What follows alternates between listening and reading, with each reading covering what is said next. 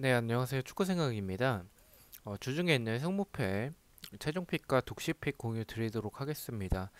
일단 제가 주말에 있었던 승무패 같은 경우에는 9경기가 적중이 됐었습니다. 또 9경기가 적중이 되면서 그렇게 좋지는 않았던 성적이긴 한데 그래도 이변 지었었던 경기들이 좀 이변이 나와서서 그 점은 조금 다행으로 생각을 하고 있습니다. 프로토 같은 경우에는 일요일 주력픽이 적중이 됐었고요. 그럼 주중 경기들 공유 드리겠습니다. 일단 제가 평균적으로 8개에서 10개가 적중이 되기 때문에 그 점 참고해 주시면 좋을 것 같고요. 네, 그리고 이제 뭐 멤버십 관련해서는 제가 제 베팅 내역이라든지 아니면 단톡방 참여를 희망하고 싶으신 분들만 멤버십에 가입을 해주시면 좋을 것 같습니다. 독식픽 같은 경우에는 조금 더 이변 위주로 가져가서 독식을 하기 위한 이변 위주의 픽입니다. 그럼 첫 번째 경기입니다. 바젤 대 마르세유의 경기고요.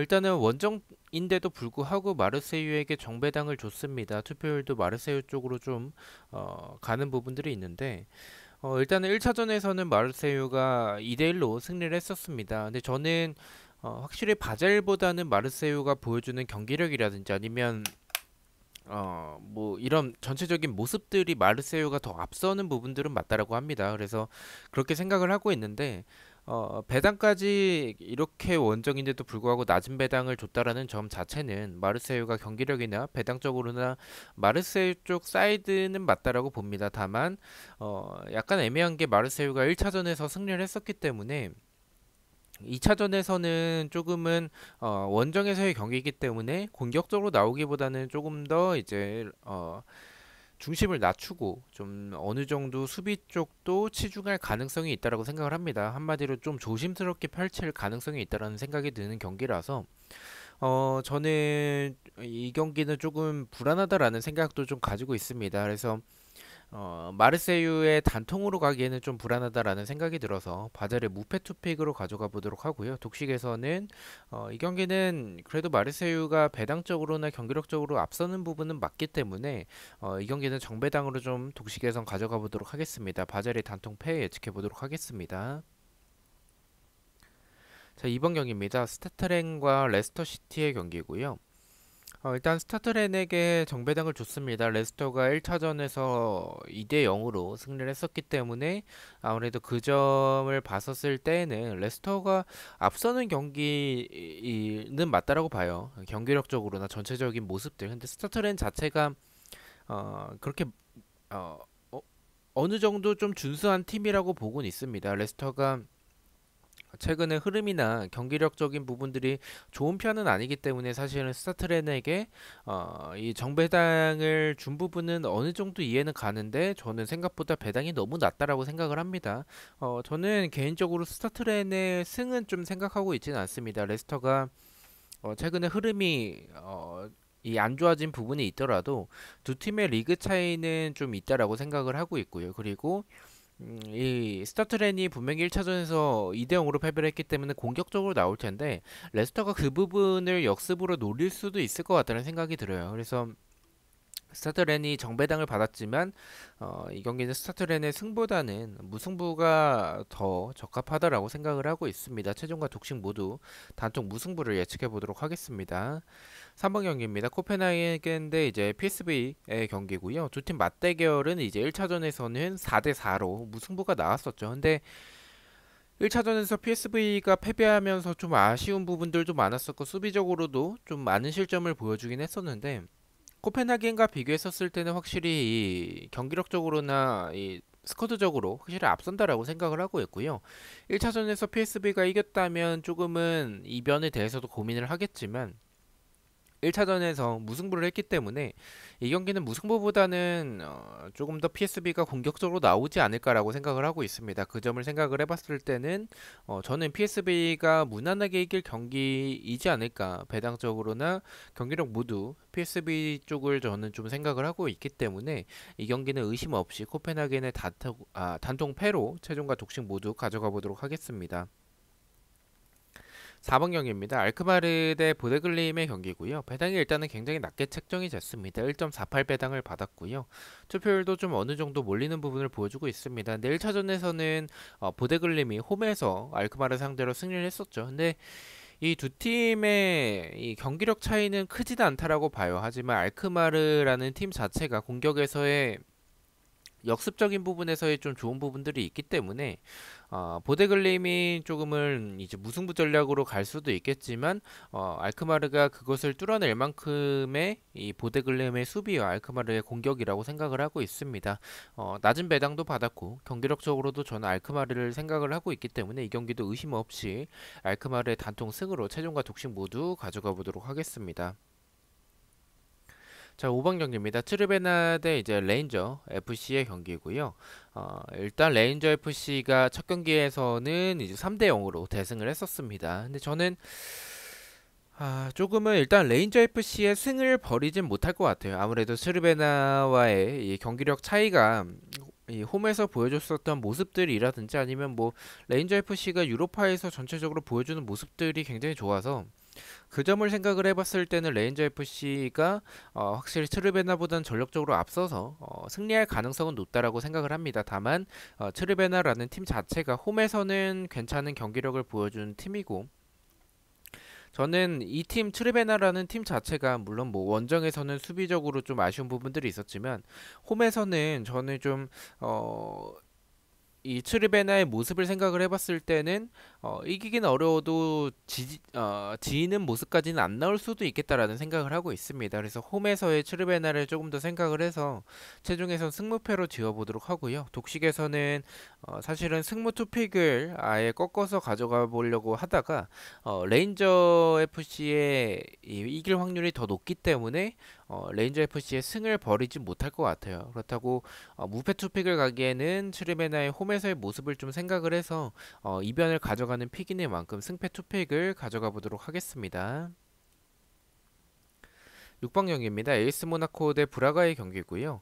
1차전에서는 브라가가 홈에서 2대 0으로 승리를 했었습니다. 근데 저는 이 경기도 의심하고 있지는 않습니다. 모나코가 원정에서 1차전에서 좀 아쉬운 모습들이 많았었는데 경기 자체는 저는 개인적으로 나쁘진 않았었다라고 생각을 해요. 그리고 브라가라는 팀이 홈에서의 극강의 모습을 보여주는 팀이기 때문에 그 점을 봤었을 때는 원정에서의 브라가라면 모나코와의 전력 차이가 크지 않은 두 팀, 홈에서의 모나코가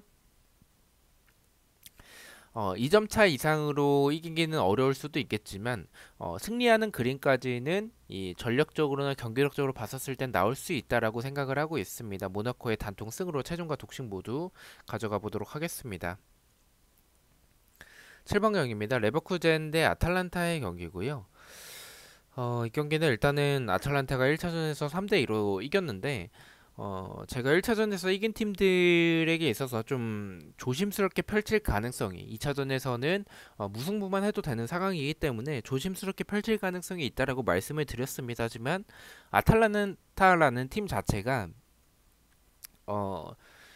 일단은 뭐 불리하든 유리하든 공격적으로 나오는 팀입니다. 그 점을 생각을 해봤을 때는 레버쿠젠과의 아탈란타 이 두 팀이 확실히 공격에서의 모습들은 굉장히 좋은 팀이고 수비에서의 모습들은 좀 아쉬운 부분들이 많은 팀이죠.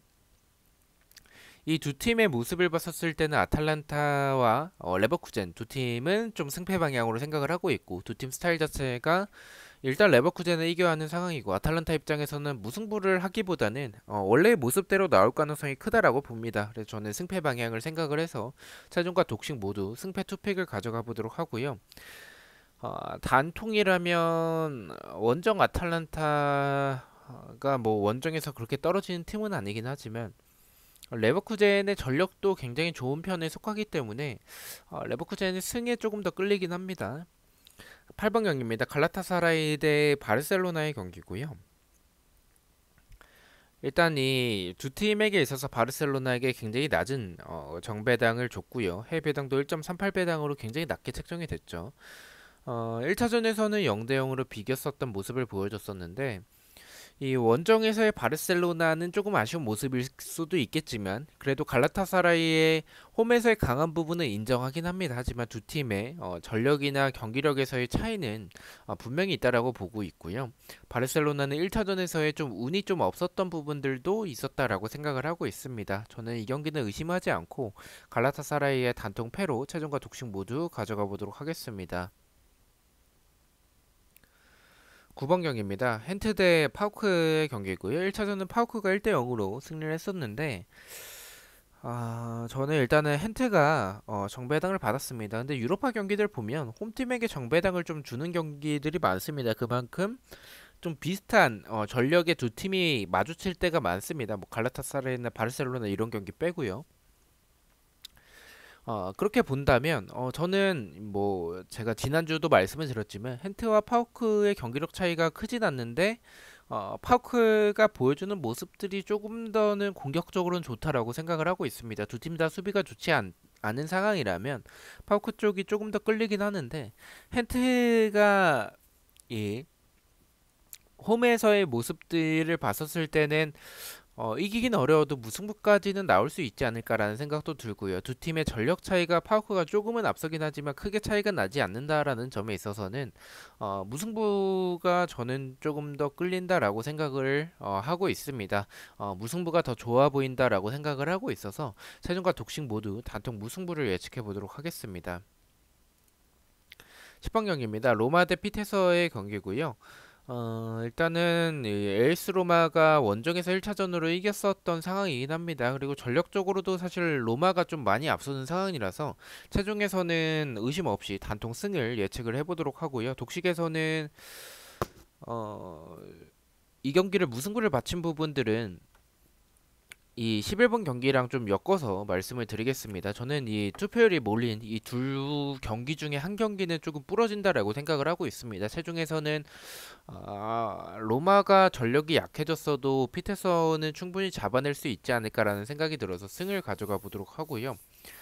이 독식에서는 페노르트 경기를 정배를 가져가기 때문에 로마의 무승부까지 좀 받쳐서 가져가 보도록 하겠습니다. 그리고 독식에서 무승부를 좀 받쳤던 부분들은 일단은 폴더에 여유가 있으시다면 무승부도 괜찮아 보이는 게 로마가 1차전에 승리했기 때문에 그다지 무리하지 않을 가능성도 있고 로마가 사실 피테서 상대로 경기력이 그렇게 압도적인 모습은 아니었긴 합니다. 배당도 생각보다 높게 책정이 된 부분들도 있겠고요. 그래서 이 경기는 무승부까지 바치는 것도 좋을 것 같긴 하지만 폴더에 여유가 없으시다면 저처럼 그냥 단통 승을 가져가는 게 좋다라고 생각을 하고 있습니다. 그래서 최종에선 단통 승, 독식에서는 승부 투픽을 가져가 보도록 하겠습니다. 11번 경기입니다. 페노르트 대 파르티잔의 경기고요. 1차전에서는 페이노르트가 5대2로 대승을 했었습니다. 일단은 이 11번 경기는 말씀드렸다시피 10번 경기에서 단통 승을 가져가기 때문에 페이노르트 경기를 승무패로 좀 지어보도록 하고요. 근데 저는 이 경기도 조금 로마 경기보다는 조금 의심이 가는 게 일단은 1차전에서 대승을 한 부분들이 있습니다. 이 맨시티가 이 챔스에서 1차전에서 5대 0으로 대승을 하고 나서 2차전에서 무승부가 나왔던 결과처럼 페노르트가 조금은 로테이션을 돌릴 가능성도 저는 조금 있다라고 봅니다. 1차전에서의 스코어 차이가 너무 컸기 때문에 그리고 배당이 굉장히 낮게 책정이 되긴 했는데 이 파르티잔이 보여주는 모습들에 비해서의 페이노르트가 보여주는 모습들이 훨씬 더 좋은 부분들이 많습니다. 뭐 전력 차이가 크게 나진 않지만 파르티잔을 이길 가능성은 확실히 높다라고 봅니다. 근데 그럼에도 불구하고 투표율이 배당도 이렇게 낮은데 투표율이 83%면 저는 로마 경기보다 투표율이 낮은 거에 있어서는 이 경기는 조금 의심해 볼 만한 가치가 있다라는 생각이 들어서 최종에서 승무패로 지어보도록 하고요. 독식에서는 말씀드렸듯이 로마 경기를 승무 투픽으로 가져갔기 때문에 이 경기를 정배를 가져가 보도록 하고 페이노르트가 확실히 파르티잔보다는 로테이션을 돌리더라도 이길 가능성이 크기 때문에 단통 승을 가져가 보도록 하겠습니다. 12번 경기입니다. 리옹 대 포르투의 경기고요. 일단 1차전에서는 리옹이 1대 0으로 승리를 했었죠. 그래서 2차전에서도 승리할 가능성도 있다라고 봅니다. 포르투는 확실히 디아스가 빠지고 나서의 공격에서의 그런 공백은 좀 있다라고 봅니다. 리옹이 이 포르투에 비해서의 전력 차이가 크지 않고 오히려 조금은 낮은 부분들도 있긴 하지만 이 디아스가 빠진 이런 포르투의 공격에서의 측면에서의 모습들이 좀 아쉬운 부분들이 굉장히 많아졌다라는 생각이 들고 어쨌든 전체적으로 이 1차전에서 원정팀에서의 승리를 만들어낸 리옹의 승에 조금 더 가깝다라는 생각이 들어서 최종에서 단통 승을 가져가 보도록 하고요. 독식에서는 사실 리옹도 믿기는 어려운 게 포르투가 경기력이 크게 밀리지 않는다라는 점에 있어서는 무승부의 접근도 리옹도 무리하지 않을 가능성도 있기 때문에 독식에선 단통 무승부를 예측해 보도록 하겠습니다. 13번 경기입니다. 웨스트햄 대 세비야의 경기고요. 1차전에서는 세비야가 원정에서 1대 0으로 승리를 했었죠. 일단 무승부 쪽에 좀 투표율이 많이 몰렸습니다. 저도 좀 어느 정도는 이해가 되긴 합니다. 확실히 이 두 팀의 이 경기력 차이나 전력적으로 차이가 크지 않고 세비야가 원정에서의 보여주는 경기에서의 모습들을 봤었을 때는 웨스트햄이 일단은 저는 웨스트햄 사이드라고 봅니다. 그래서 무승부에 조금 더 경기력적으로는 가깝긴 한데 세비야가 최근에 수비적으로는 좀 흔들리는 모습들을 저는 보여주고 있다라고 봅니다. 측면에서의 모습들이라든지 아니면 중앙에 대한 공간들.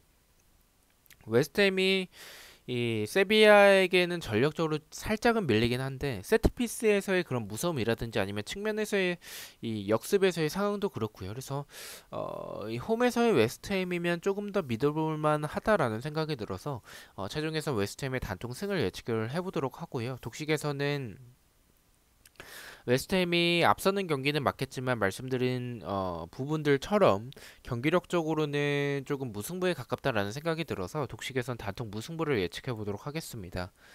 14번 경기입니다. 마지막 경기고요. 프랑크푸르트 대 베티스의 경기입니다. 1차전에서는 원정팀이었던 프랑크푸르트가 승리를 했었습니다. 사실 이 두 경기는 승패 방향이라고 봅니다. 만약에 리그 경기의 두 팀이었다면 아니면 1차전의 두 팀이었다면 제가 지난주도 말씀을 드렸지만 두 팀 스타일이 워낙에 비슷하다라고 봐요. 두 팀 다 수비적으로 불안하고 공격에서의 역습이나 템포가 굉장히 빠르기 때문에 이런 두 팀을 봤었을 때는 저는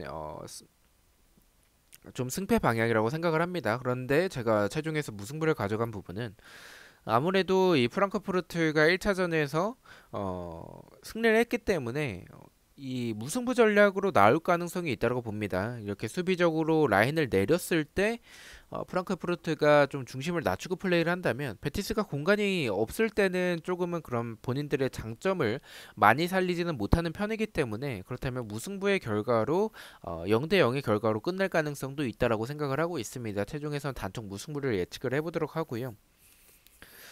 독식에서는 이 프랑크푸르트의 배당이 생각보다는 높게 책정이 됐다라는 부분들도 있었고 이 배당에 비해서 투표율이 좀 많이 몰렸다라고 생각을 하기 때문에 이거는 조금 한 번쯤 완전한 역배를 가져가 볼 만한 가치가 있다라는 생각이 들었습니다. 독식에서는 프랑크푸르트의 단통 패로 예측해 보도록 하겠습니다. 자, 이렇게 해서 14경기에 대해서 공유를 모두 마쳤고요. 저는 내일 저녁에 주말에 있는 승무패 K리그 5경기 분석으로 다시 찾아뵙도록 하겠습니다. 시청해주셔서 너무나도 감사드리고 구독과 좋아요 너무나도 감사합니다. 감사합니다.